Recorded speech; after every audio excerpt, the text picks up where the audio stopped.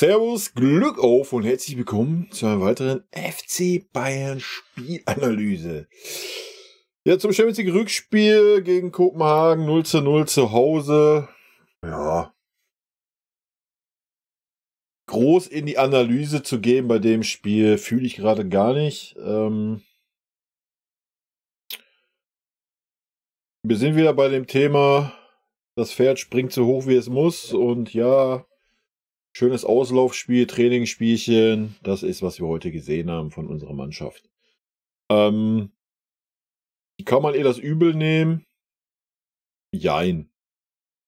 Ich denke in erster Linie nicht. Weil, ja, wenn Kopenhagen so spielt, wie sie spielen, wenn sie sich da hinten reinigeln, so wie es auch Köln getan hat. Wobei man sagen muss, dass Kopenhagen auf jeden Fall dann die besseren Chancen hatte, auch im Gegensatz zu Köln und auch die besseren Chancen wie wir. Ja, das muss man ganz klar sagen. Wir dann auf bestimmten Positionen wechseln mussten. Ja. Dann sehen wir das, was wir sehen. Ja. Ich denke, heute hat sich keiner kaputt gemacht. Weder in irgendeinem Zweikampf, noch läuferisch, sonst was. Es war ein super langweiliges Spiel zum Angucken von unserer Mannschaft. Wie gesagt, Kopenhagen hatte wenigstens 3, 4 gute Chancen.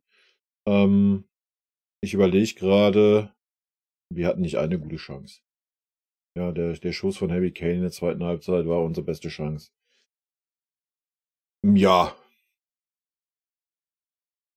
Wenn man dann sieht, die Stimmung vorm Spiel, die Choreo, dann ist es schon ein bisschen enttäuschend, so dass man nur so einen Einsatz zeigt. Ja, aber wenn man die Entwicklung sieht, wenn man das Spiel gegen Köln sieht, wenn man sieht, wie viele Leute das Spiel gegen Köln stark geredet haben und gesagt haben, ja, genau, das ist das, was wir sehen wollen, dann denke ich, sind die Leute, die das okay fanden, heute auch voll auf zufrieden. So. Ja. Wie gesagt, ich will das gar nicht analysieren. Ich will das gar nicht groß überanalysieren oder groß analysieren. Ich warte auf das Spiel am Wochenende. Da will ich dann 120% sehen. Heute waren das maximal 70. Und zwar von jedem auf dem Feld. Ja, da nehme ich keinen aus.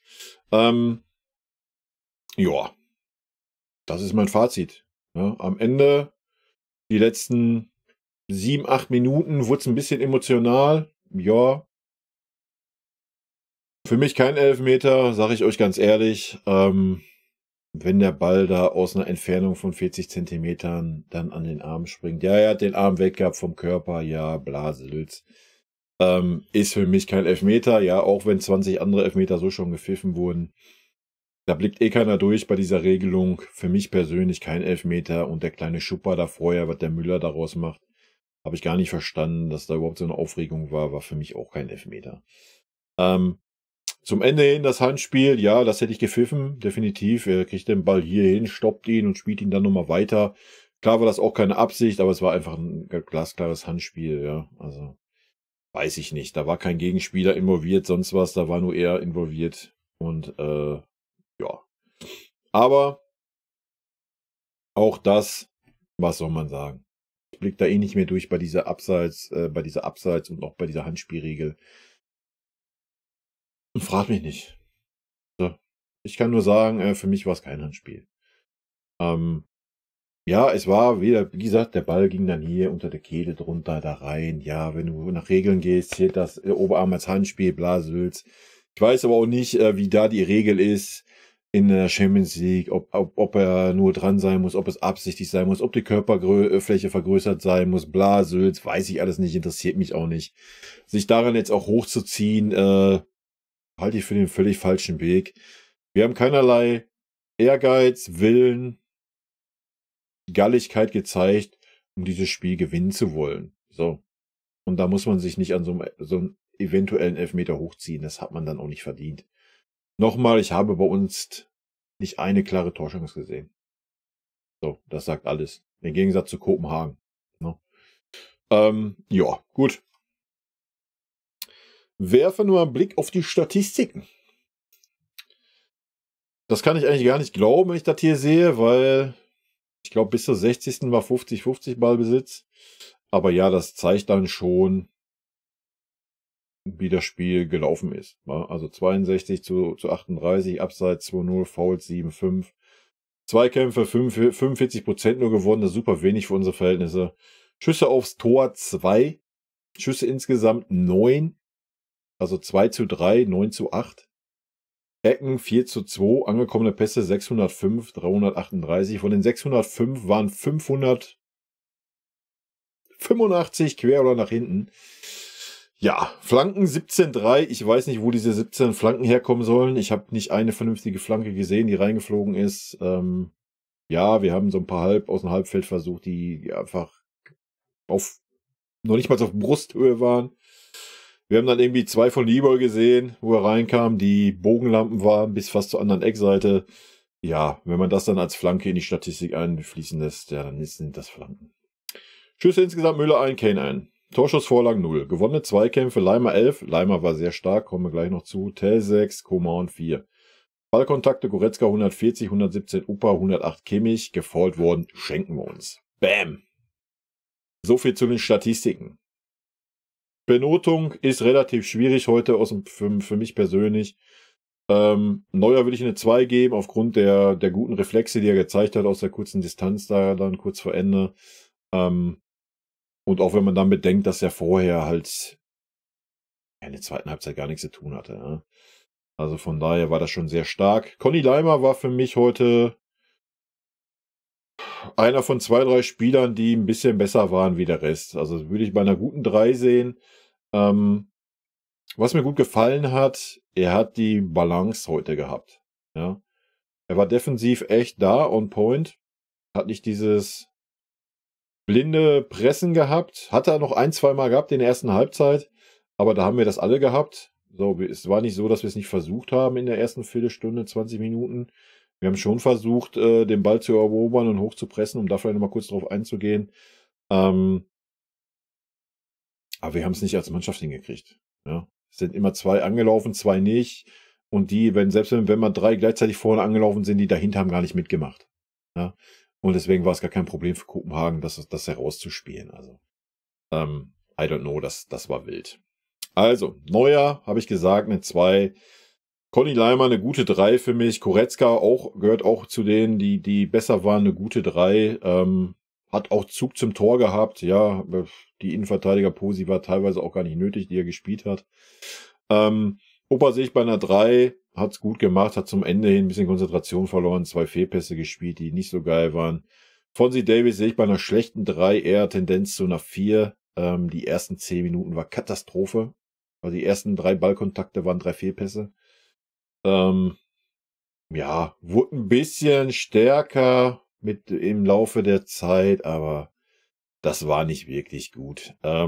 Tell war bemüht, ja, also ich sehe ihn bei einer 3, war bemüht. Ich denke, man sieht ganz klar, dass diese Position außen einfach nicht sein Ding ist. Ja. Schon gar nicht gegen Gegner, der so tief steht. Was mir in der ersten Halbzeit gut gefallen hat, er hat dann noch mal so für 5 Minuten mit Müller mal die Posi getauscht, das fand ich gut. Zweite Halbzeit hat er dann auch die ersten 10 Minuten in der Mitte angefangen. Leider haben wir in dieser Zeit nicht einen Ball in die Mitte bekommen. Ja, wir haben halt nur Ringelpitz handballmäßig um den Strafraum gespielt. Die haben nicht einmal geflankt, sonst irgendwas. Wild. Thomas Müller sehe ich bei einer tendiert zwischen 3 und schlechter 3. Ja. Er war am Anfang super bemüht, auch zu koordinieren, das Pressing und so. Aber irgendwie weiß ich nicht, ob das gewollt war oder nicht. Das sah wild aus. Nochmal sind immer nur 2, 3 Spieler mitgemacht. Der Rest stand einfach. Hat auf den Gegner gewartet. Das war vergebene Liebesmühe auf jeden Fall. Ansonsten, ja, genauso gut oder schlecht wie der Rest der Mannschaft. Also von daher würde ich sagen eine 3.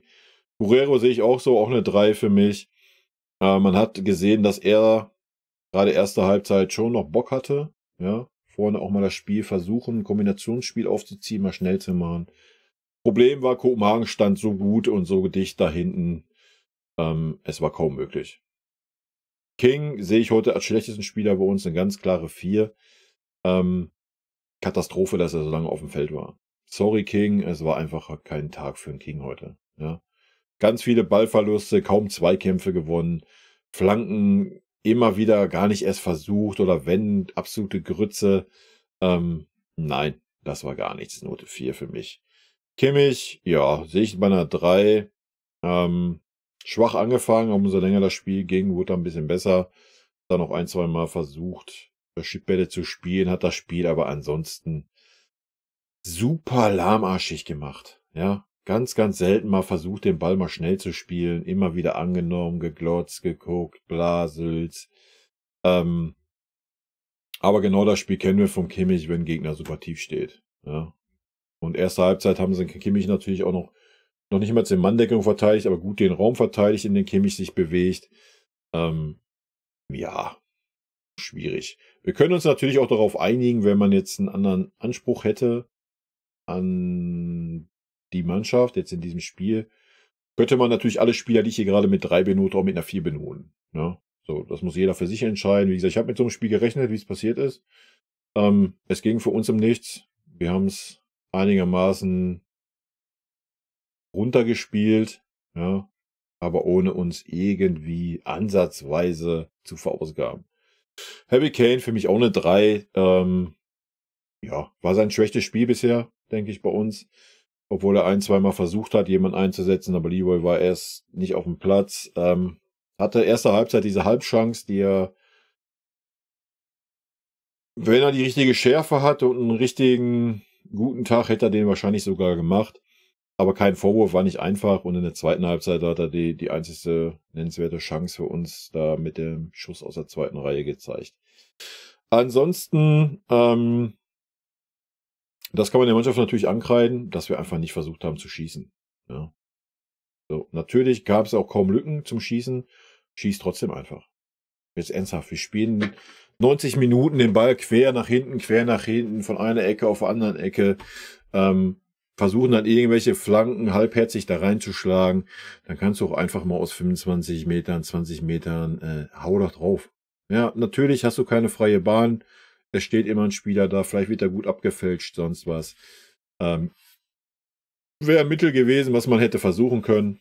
Das ist, was mir so ein bisschen gefehlt hat. Alexander Pavlovic hat es super gemacht, fand ich. War super auffällig. Gleich auch ein, zwei schnelle Bälle gespielt, im Gegensatz zum Kimmich. Ja. Wenn er den Ball hatte, direkt geguckt, direkt steil rein nach vorne. Er hat 2, 3 Aktionen da mal ein bisschen versucht, den Speed reinzubringen. Hat die Mannschaft nur nicht gejuckt. Ja, Serge Gnabry, ja, war wieder Gnabry-like.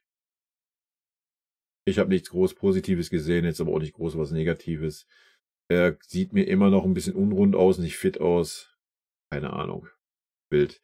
Wie bei Sané, ja, auch nichts heute gewesen. Ja, auch nicht mehr irgendwie den Ehrgeiz gehabt, da jetzt unbedingt noch was reißen zu wollen. Fand ich ein bisschen schade, was ein Champions League-Spiel war. Ja. Kretzig, ja, leider viel zu spät reingekommen, muss ich sagen. Habe ich leider auch nicht verstanden. Fonsi war nicht so stark heute, dass man das nicht hätte schon eher mal machen können. Ja, ansonsten Note für Tuchel sehe ich auch bei einer 3. Ja, wurde zu der Aufstellung gezwungen, muss man fairerweise sagen, ja, weil viele Spieler ausgefallen sind. Sonst hätten wir die Aufstellung wahrscheinlich nicht gesehen. Ich persönlich habe Pavlovic vermisst. Ich glaube, der hätte uns heute richtig gut getan. Kimmich war, wie gesagt, gerade so die erste halbe Stunde maßlos überfordert mit der Situation. Sehr schade, aber er hat wenigstens mal einen Tell gebracht von Anfang an. Er hat mal einen Guerrero gebracht. Ja, aber auch da, welche Wahl hat er gehabt, wenn Leimer Rechtsverteidiger spielen muss und Goretzka Innenverteidiger? Ja, er hätte den Pavlovic bringen können, hätte den Kimmich auch mal draußen lassen können. Man hätte den Kimmich auch dann einwechseln können, wenn es gar nicht irgendwie gepasst hätte. Ja, da waren leider die Balls dann zu klein. Ich verstehe dann aber auch die Argumente, die dann kamen, dass man sagt, zu viele Spieler, dann ist gar kein Spielfluss mehr da und so weiter. Ja, von daher will ich da auch gar keinen Vorwurf machen. Ja. Wechsel waren okay. Ja, 3 Wechsel in der 64. Hat auf jeden Fall nochmal was versucht, was zu ändern. Nochmal frische Leute gebracht im Gegensatz zum Köln-Spiel. Ja, leider haben die Leute, die reinkamen, Gnabry und Sané, nicht wirklich Bock gehabt. Ja. Mache ich aber beiden auch keinen Vorwurf, weil die Mannschaft, die auf dem Platz stand, auch nicht mehr gezeigt hat. Ja. Hätten da die Spieler mal auf 100% Einsatz gezeigt und Wille gezeigt, dann wären vielleicht die Einwechselspieler, die reinkommen, auch nochmal heiß gewesen. Also so war das leider gar nicht der Fall. Aber da würde ich denen auch gar keinen Vorwurf machen, weil die Mannschaft, die auf dem Platz stand, hat das auch nicht ausgestrahlt. Abgesehen von Conny Leimer und Goretzka. So, das waren die beiden Spieler, die mir gefallen haben, wo man gesehen hat, die wollen. Ja, gerade Leon auch mit seinen Läufen, aber auch Leimer mit seinen Läufen. Da hat man das gesehen. Alle anderen waren bemüht. So, ich spreche da gar keinen ab, dass er nicht wollte oder so. Aber man hat einfach gemerkt, so, wir laufen auf 70, 80%. Ja, wir waren nicht annähernd auf 100%. Ja, das ist das ganze Lied zu diesem Spiel. Nochmal, ich habe so ein Spiel erwartet. Ich hätte allerdings erwartet, dass wir uns wieder irgendwie bescheißen und irgendwie da dank Harry Kane irgendwie ein Tor reinmogeln. Das ist uns heute mal nicht gelungen. Das ist auch gut so, weil es wäre absolut heute auch mal wieder nicht verdient gewesen. Ja, also nochmal, Kopenhagen hatte die besseren Chancen wie wir, auch wenn wir natürlich mehr Ballbesitz hatten und versucht haben, das Spiel zu machen, obwohl wirklich versucht haben wir es nicht. Wir haben dasselbe Spiel gesehen wie die zweite Halbzeit in Köln. Super auf, ja, halt den Ball in den eigenen Reihen, riskier nichts. Sage ich euch ganz ehrlich, ist für mich nicht Bayern-like. Nochmal, heute kann ich das verstehen, weil es für uns um nicht mehr viel ging. Ich finde es trotzdem schade, dass man eine Serie von 17 gewonnenen Spielen so hergibt, so emotionslos hergibt, leider. Das kann man sagen, denke ich. Und ich bin jetzt aufs Wochenende gespannt, ob man jetzt wieder die Spannungskurve kriegt. Ja, die Spannungskurve war in Köln nicht da, die war heute nicht da. Bin sehr gespannt, ob man den Schalter umlegen kann. Bin sehr gespannt, inwieweit Union uns fordern wird. Ich habe das Spiel leider nicht gesehen, weil es zeitgleich lief. Haben gegen 10 Mann dann noch das 1-1 bekommen nach einer 1-0-Führung. Ja, ich bin sehr gespannt. Und ja, dann gibt es auf jeden Fall keine Ausreden mehr. Ja. Also wenn wir da dann auch wieder dieses Gekicke sehen, wie jetzt in den beiden Spielen, ja, aber ich will nicht vorgreifen. Das wäre Schwachsinn. Gut, das ist meine Meinung, meine Analyse. Wie immer, Leute, haut mir gerne eure Kommentare in die Kommentare. Ich beantworte diese in Videoform, sehr wahrscheinlich am Donnerstag, weil Freitag bin ich out of order. Ich weiß auch noch nicht, wann ich dann ein Reaction zur Pressekonferenz machen kann. Sehr wahrscheinlich erst Samstag. Ja, wir spielen schon Samstag, von daher muss ich gucken, vielleicht lasse ich es auch ganz ausfallen. Ich kann es euch noch nicht sagen. Samstag steht Umzug an und da bin ich den ganzen Nachmittag, Abend out of order. Vielleicht schaffe ich es abends noch, ja, kann gut sein. Freitagabend, dass ich da noch irgendwie hinkriege, aber auf jeden Fall wird es nicht so zeitnah sein, wie sonst der Fall ist. Na, nur, dass ihr da schon mal Bescheid wisst. Ja, und ansonsten bin ich sehr gespannt aufs Unionsspiel, ob wir den Schalter umgelegt kriegen oder nicht. Weil ich denke, Union wird ähnlich defensiv agieren. Ich weiß jetzt nicht, wie der neue Trainer tickt. Aber ich denke erstmal, Union darauf bedacht, erstmal wieder defensive Stabilität reinzubekommen. Weil das früher auch Unions Spielweise war. Über die defensive Stabilität dann schnell umzuschalten, starke Standardsituation. Und daher gehe ich davon aus, dass Union ähnlich spielen wird oder es versuchen wird. Und wenn wir dann auch so wie heute keinerlei Tempo ins Spiel aufnehmen. Ja, nochmal. Ich kann es heute irgendwo nachvollziehen. Es wird auch so gewollt gewesen sein, denke ich. Aber das werden wir vielleicht gleich noch hören von Thomas Tuchel in der PK. Es war kein Tempo drin. Nochmal, Pavlovic war dann der Erste, der da mal 2, 3 Bälle gespielt hat, wo das Spiel mal ein bisschen schnell war aus der Mitte raus. Vorher war es super lahmarschig. Entweder hat der Kimmich den Ball nach hinten gespielt, hat ihn nach quer gespielt oder hat ihn angenommen, geguckt. Ja, hat dann 1, 2 gute Verlagerungen mal gehabt oder versucht. Hat 2 Chipbälle versucht. Das war alles, was wir von Josh gesehen haben. Da soll auch gar nicht jetzt groß Kritik sein. Josh hat im Moment einfach keine Form. Der wirkt super verunsichert, war auch ein bisschen durch die Nationalmannschaft, denke ich. Ich weiß nicht.